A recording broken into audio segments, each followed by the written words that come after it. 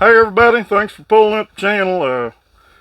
We got a lot of feedback on the last video, and thanks to the new subscribers that have got on board with us on these artifact IDs. I was skeptical well, I wasn't skeptical that it would gain some traction, and I want to thank Aaron for, giving us a shout out. That really helped too. And today we're going to do this on Southern Plains Lithics, the small points. Kevin Klein commented about that, and I was considering doing a small point one at some point, but hey, ask and you shall receive, my man. But Sissy, you want to thank him for the comments you got on the camera work, and you were all excited about it. You said, "Oh man, I feel so good today." They commented on my camera work. Remember? Yeah, I'm excited. I'm glad that everybody's thinking I'm doing a good job. Yeah, you really are. You're doing a bang-up job. The more you do, honey, the better you get, right? So I already thanked Kevin. I wanted to touch on another YouTube channel that I ran across, and it's called Panhandle Archaeology. It's based out of Oklahoma. They did a recent one on Spiro Mounds, and they kind of broke it down into Crag Mound and the different mounds. Took you back to the very start when all the excavation started, and of course it was WPA, it was government archaeologists that were getting paid through the WPA payroll, and then they got looted. These guys went in there and looted a bunch of it because they were selling it. And it's shocking how much of this Spiro goods, I will say, ended up all over the U.S. and plus some places around the world. Here again, this is in the early days. This kind of stuff happened. But if you want to pull that up, just pull up Panhandle Archaeology and just type Spiro in, that one will probably come right up, and it's really well done. It was very informative, and I learned a lot more on Spiro that I didn't know, so that was a good thing. And I wanted to ask you guys a little humor here. Do you guys have AAD? I've had it for probably all my whole life. It's artifact anxiety disorder. Do you have dreams about finding caches of arrowheads and all that? Oh, I've had several dreams. I found Scottsbluff points this long, and a Clovis cache, and it's just, yeah, it never stops. It just really never stops. Once it's in your veins, guys, there's no cure for it. None, except looking for points. You catch yourself looking at the ground a lot, even on a parking lot? Now that's when you got AAD. Well, you find money maybe too while you're looking. But okay, let's get into this. And let's go over here to this is the Special Bulletin number 26, Oklahoma Anthropological Society. Apparently they did a lot more volumes, but they said they really did well with these as far as selling material. And there's who put all this together. Don Wyckoff, probably the most notable one out of here. And then illustrations, and then Perino was involved. He was named because a lot of his reference material was used in this as well. Now, it took him a while, but now here's our table of contents. It goes from Agee alphabetically all the way down to Ouachita. So I can't cover, obviously, every type in here with the time that we try to keep on a video. So I'm going to go over here to acknowledgements. No, I'm not going to acknowledgements. I'm going to introduction. So I've marked these two paragraphs. I've read over it, but this pretty well condenses it down what we need to kind of know about the book. The compilation is the word I like to use on that, because they compiled the data. They had 9 people involved, and then they had a lady that she did all the putting this together and getting the printing and all that took care of. So it says the 4-volume set of Oklahoma Point Guides remained a bestseller for the Oklahoma Anthropological Society for many years went through a number of printings. In a meeting of the board of directors for the Anthropological Society some 10 years ago, it decided that it was perhaps time to revise and, if possible, improve upon Dr. Bell and Greg Perino's efforts. A point guide committee was established. So let me skip on down here a little bit. It says, the committee decided to have 2 volumes, one for small arrow points and one for large dart points. So there's a dart point one out here too somewhere. I don't know what volume they didn't cite that. This basic separation would allow for avocational and professional archaeologists to more easily find their respective points. It was further decided that a loose leaf binder format would also allow the addition of new small or large points to their respective binders as new types were defined. So this was, a progressive, onward process. It was absolutely a process. I just didn't, throw this stuff together and boom, there's the book. A lot of work went in it. So they talk about, they put a lot of artwork into it. A number of years passed, compiling information on point types of refinements and their geographical distribution.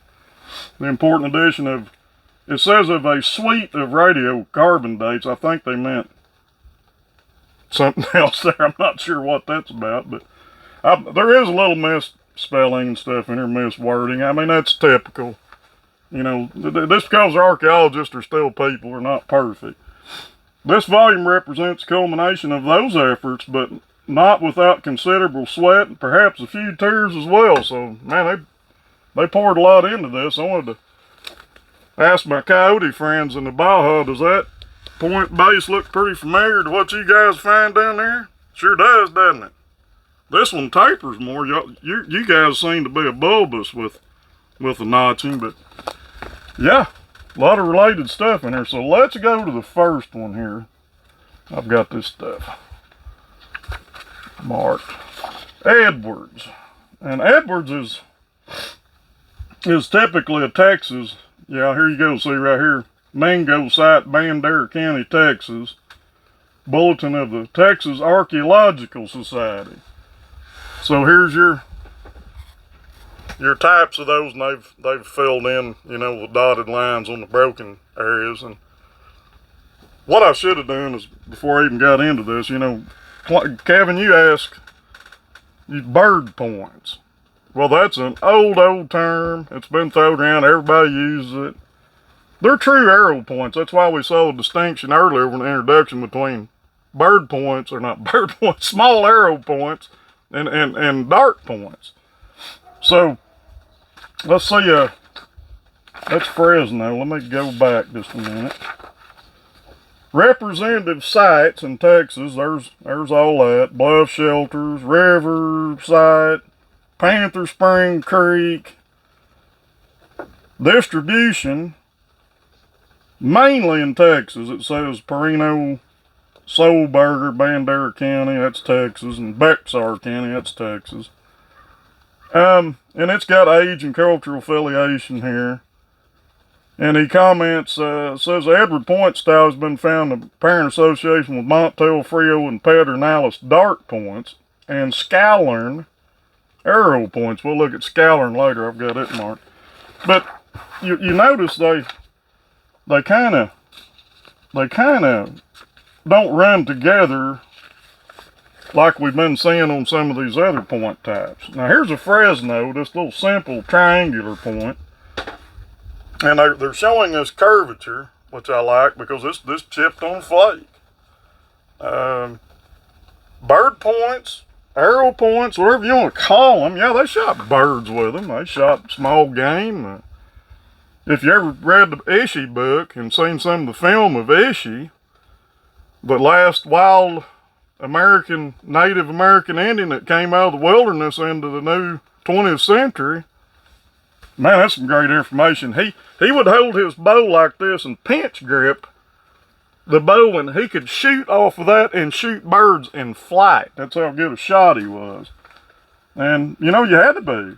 Really, I mean, those guys, now you know why you found so many points laying. They shot like crazy, man. They'd empty they'd empty out. So here's a Haskell. Now this is a well-made point.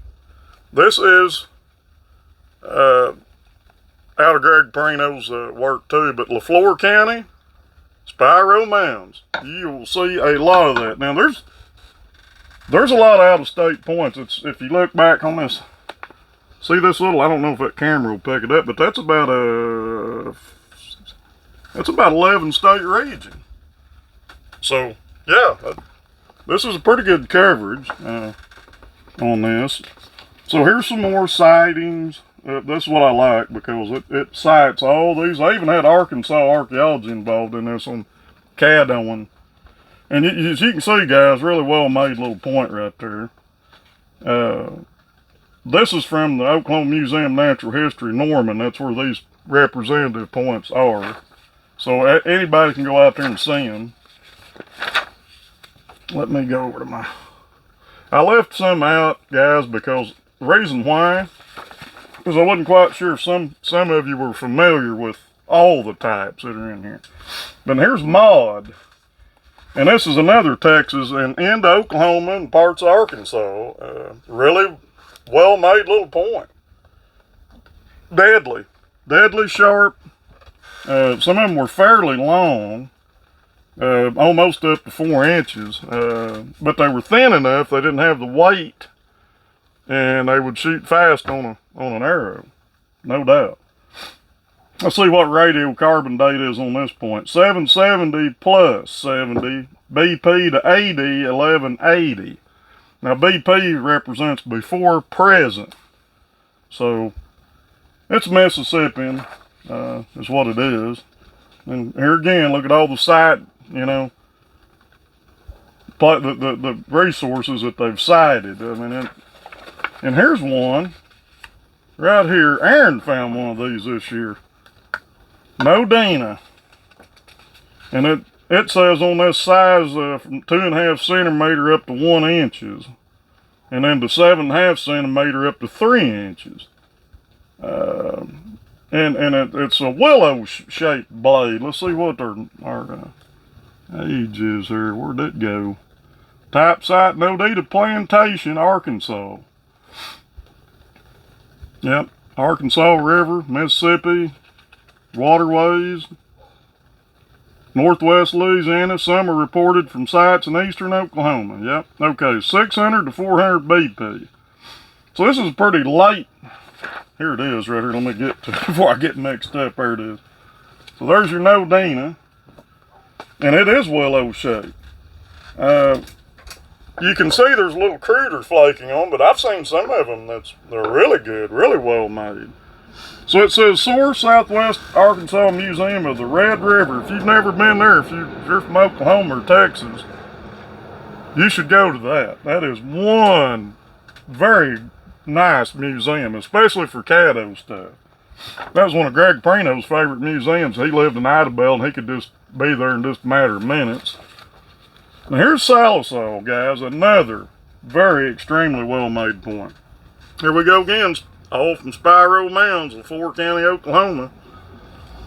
And this is out of Special Bulletin number 3 by Greg Perino, 1968. So what they did, they went back, they rehashed some of the older information and brought it into this book with new point types that weren't yet put into a compiled book. So as you can see, again, now look at the base though. See, some of them deeply concave, and some of them are just incurvate.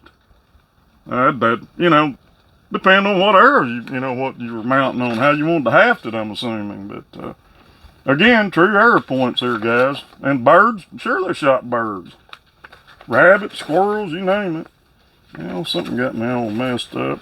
Scouring, for some reason, is 2 pages. Most of these are just 1 page, but see, again, they're showing you that side profile, kind of give you a thickness idea of how thick, you know, pretty thin, pretty wafer thin. This is from Texas Archaeological Research Laboratory, Austin, and then it cites a man's name as Frank Weir that did the ink drawing work. And let's see, here's the other page on the back page. Let's see, A through D, Crenshaw Mound Gilcrease Museum.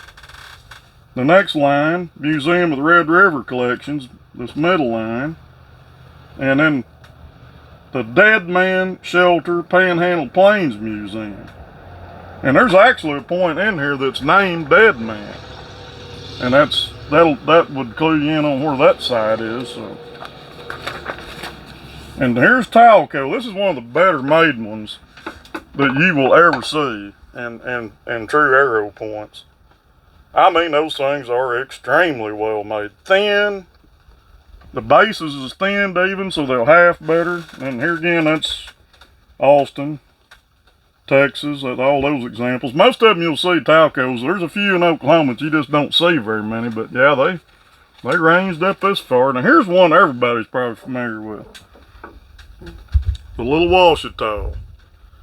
And they notched them up pretty high, really. I guess so they could get the base a little bit deeper in the half. And of course, these are sharpened down. See how the bases don't change a lot? But then the blade's been reduced. You know, that's where they've resharpened it. This one right here, apparently, it has not been, yeah, it's got little shallow notches in it. So that's kind of strange. But then this is out of Norman, Oklahoma Museum of Natural History, the Sam Noble. If you guys have never been there, man, that's a trip you're going to put on your bucket list. That is absolutely a great museum as well. So here, the next video that we do, we're going to go into the Spirit World book. Now, you may recognize this, a lot of you guys.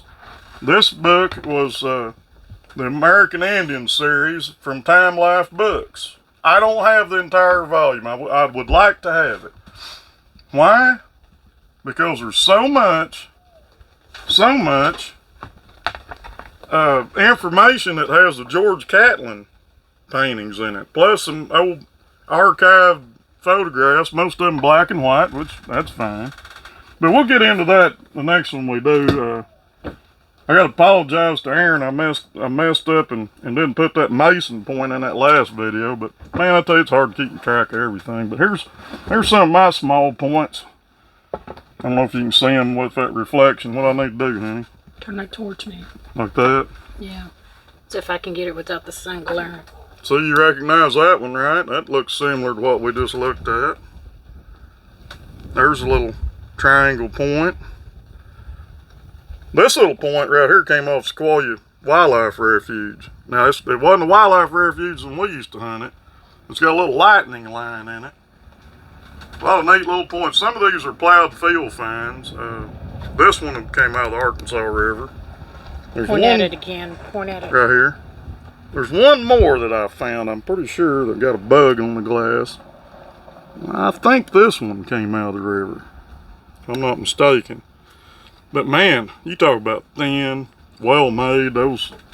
Some of these people really did fine work, and they went at it. This one, you're probably not going to believe this, but that one right there, that's a little Holland point sharpened way down. That's what that is. That's Cody Complex stuff, guys. I've never seen one that small. Here's one right here that's made on a flake. See the serrations? When I found it that day, I thought I was just waste flake, I'm sorry. And I flipped it with my stick and I saw the serrations. I thought, nah, it's been worked on. And sure enough, they made a quickie out of that. You know what? Sometimes when you're on foot and you're in the heat of the hunt, you just got to use what you can. So once again, guys, appreciate all the new subscribers, and we hope you liked this. For something you thought that you wanted to see in that book when we did the index part, yeah, I'd be happy to show you if there's a point in your area that you that we missed or didn't go over. Yeah, fine, we'll put it in the next one for you. But this is gonna wrap it up for today, and sure appreciate it. And we got to water this greenhouse. There's a bunch of stuff dry in here, but give us a thumbs up. That keeps it in the loop, and consider subscribing if you want more of this information. So have a good day.